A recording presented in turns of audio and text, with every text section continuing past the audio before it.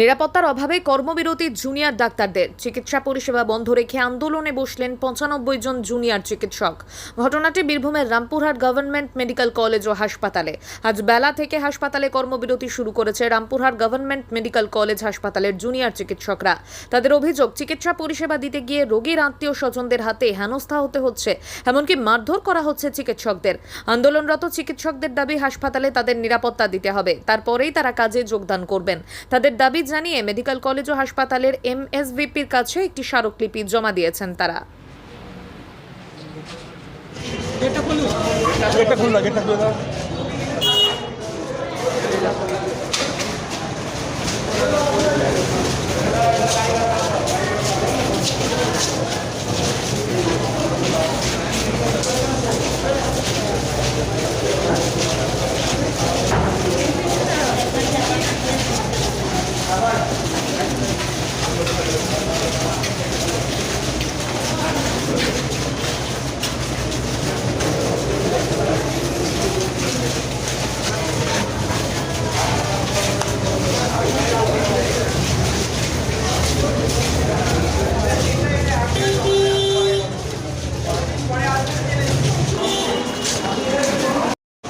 দেখুন, আজকে আমাদের বেসিক্যালি যেটা দাবি সেটা হচ্ছে যে আমরা we heal the society, we heal the patients, but যেখানে আমাদেরই সিকিউরিটি নেই সেখানে how we can heal, how we can feel safe ourselves, সেটাই আমাদের প্রথম দাবি।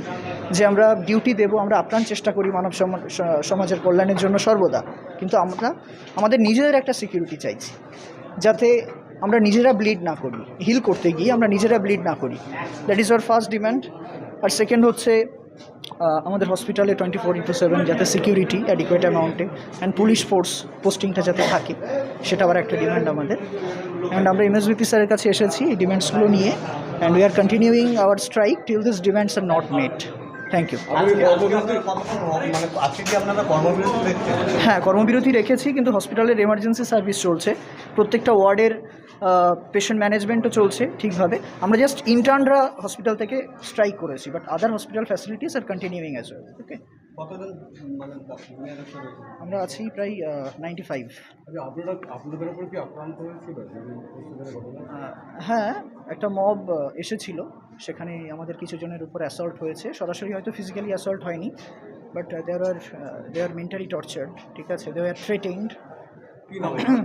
বল, আপনার নাম কি? আপনার নাম বল। আপনার নাম? আমার নাম সাবির। হ্যাঁ, সাবির মণ্ডল।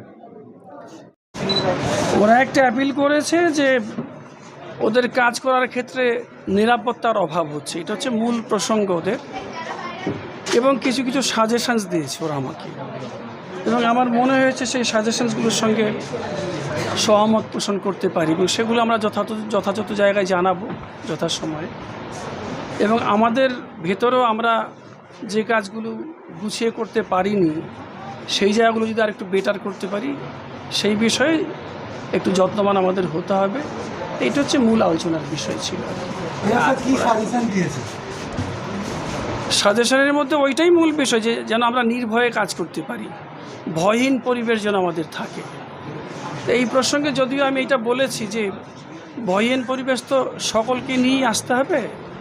আমার এই স্বাস্থ্য প্রশাসনে আমরা যারা আছি, ম্যানেজমেন্টে যারা আছি তারা, আমার যারা সিকিউরিটি স্টাফ আছে তারা, আমরা যারা পরিষেবা দিই, যারা পরিষেবা নিতে আসে, সর্বোপরি সাধারণ মানুষ, তারা যদি আমাদের সহযোগিতা করেন তাহলে পরিষেবা দিতে সহজ হয়, তাহলেই নির্ভয়ের পরিবেশটা ভালো হয়।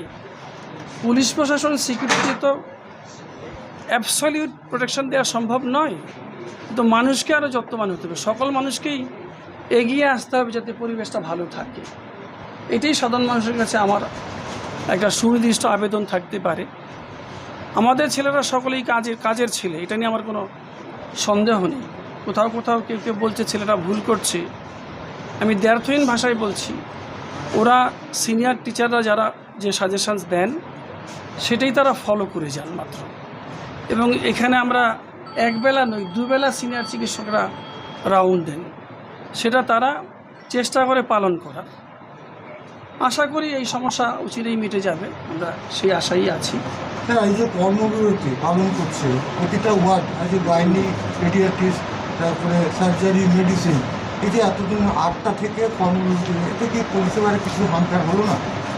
যদি সত্যি কথা বলেন তাহলে তো খানিকটা হলো, তবে এইটাও ঠিক যে আমি কিন্তু অবগত নই যে ওরা কর্মবিরতি করেছে, সরাসরি ওরা আমাকে কেউ কিছু বলেনি। আমি এখানে দেখলাম ওরা সবাই এসেছে তাদের দাবি দাওয়া নিয়ে, ওরা যে কাজ করেনি এই খবরটা আমি তাদের কাছ থেকে পাইনি। যদিও পরে বলেছে স্যার আমরা একটু নিরাপত্তা চাই, ইনডাইরেক্টলি হয়তো তাই বোঝায়। ওরা কাজে জয়েন করে যাবে, কারণ 4 জন পুলিশ প্রোটেকশন এসে গেছে, সেই আশা আমরা রাখতে পারি, তাই তো? তাহলে ওরা যে দাবি নিয়েছে সেই দাবিটা কি ওরা আপনার দাবিটা কি ওরা মেনে নিয়েছে যে 4 জন পুলিশ থাকবে? এইটা ওরা সহমত পোষণ করেছে, তবে সিনিয়র যারা পুলিশ অফিসিয়াল আছে তাদের সঙ্গে ওরা একটু কথা বলতে চাইছে। আর একটা কথা, যেটা নিরাপত্তা, এদের যেটা ডিমান্ড, পুলিশ গেটের নিরাপত্তা কর্মী থাকা সত্ত্বেও শতাধিক মব ঢুকে গেল কি করে, এই একটা প্রশ্ন তুলেছে এনারা। এই প্রশ্নের তো আমার কাছেও, তবে এইটাও ঠিক যে শতাধিক মব আপনি নিজেই বলছেন, যদি 5 জনও গেটের লোক থাকে ওভার পাওয়ার্ড হয়, যা হয় আর কি, এটা আমার ব্যাখ্যা করার কিছু নেই। আর কলকাতা বা বর্ধমান নয়, এবার এক ছাদের তলায় সমস্ত রোগের উন্নত মানের চিকিৎসা পরিষেবা পেয়ে যাবেন মল্লারপুরের বিএনএস আয়ুষ্মতি হাসপাতালে। বিএনএস আয়ুষ্মতি হাসপাতাল, বাহিনা মোড়, NH14, মল্লারপুর। বিএনএস আয়ুষ্মতি হাসপাতালে স্বাস্থ্যসাথী কার্ডের মাধ্যমে সমস্ত রোগের চিকিৎসা করা হয়ে থাকে। আমাদের এখানে রয়েছে উন্নত মানের যন্ত্রপাতির আধুনিক অপারেশন থিয়েটার, ICU, CCU ও উন্নত মানের ল্যাবরেটরি। বিএনএস আয়ুষ্মতি হাসপাতাল, মল্লারপুর। আমাদের এখানে জেনারেল মেডিসিন, স্ত্রী ও শিশু রোগ, অস্থিরোগ, কার্ডিওলজি সহ সমস্ত রোগের অভিজ্ঞ ও বিশেষজ্ঞ চিকিৎসক দ্বারা চিকিৎসা করা হয়। আমাদের এখানে কিডনির ডায়ালিসিসও করা হয়। আমাদের ঠিকানা বিএনএস আয়ুষ্মতি হাসপাতাল, মল্লারপুর, NH14, বাহিনা মোড়ের কাছে।